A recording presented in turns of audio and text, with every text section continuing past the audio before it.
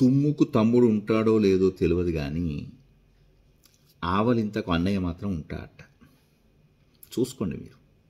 ఆవలింత రాగానే పక్కకున్న వాళ్ళకి ఆటోమేటిక్గా ఆవలింత వస్తుంది. కానీ తుమ్ము వస్తే వస్తుందా? ఒకడు తుమ్ముతో ఇంకోటి తుమ్మడం లేదు. అదేవిధంగా దోస్తులు కలిసి వెళ్తుంటాం అనుకోండి, సైకలాజికల్ ఫీలింగ్ చెప్తున్నా, ఒంటికి పోవాలంటే టక్కున ఇంకోటి కూడా కంపెనీకి వస్తాడు, కానీ అదే రెండో నెంబర్ పోతే రారు. అవునా కాదా? ఇది సహజంగా జరుగుతుంది.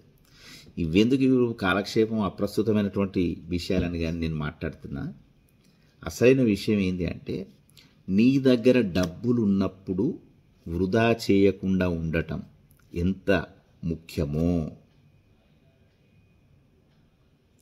మనిషికి కోపం వచ్చేటప్పుడు సమయంలో కూడా మాట జాటకుండా, మాట దొర్లకుండా, తప్పుడు మాటలు పలకకుండా నియంత్రణ సాధించటం చాలా ముఖ్యం.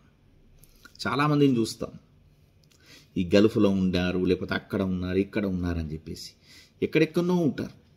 అసలైన సమయంలో డబ్బులు అనేటటువంటిది ఉన్నప్పుడు కాపాడుకోకుండా విచ్చలవిడిగా ఖర్చు చేసి తర్వాత మళ్ళాగదే ఇక జీవితాంతం పనిచేసుకుంటే ఉండాల్సిన పరిస్థితి ఉంటుంది. దీపం ఉండంగానే ఇల్లు చక్క పెట్టుకోవాలని పెద్దలు ఎందుకు చెప్పారు? వయసులో ఉన్నప్పుడే 4 పైసలు డబ్బులు సంపాదించుకొని పెట్టుకుంటే వృద్ధాప్యాన కాళ్ళు చేతులు నడిచినా నడవకపోయినా కాళ్ళు చేతులకు కష్టం లేకుండా 2 పచ్చడి మెతుకులైనా తిని ఉంటాము అని. అవునా కదా? అందుకే డబ్బులు వృధా చేయకండి. కోపంలో ఉన్నప్పుడు మాటలు కూడా వృధా చేయకండి. ఎందుకంటే స్నేహాలు, బంధాలు అన్నీ కూడా ఈ నాలికతోటే మొత్తంగా పోతాయి. దీన్ని కాపాడుకోవాల్సిన అవసరం ఉన్నది కాదంటారా?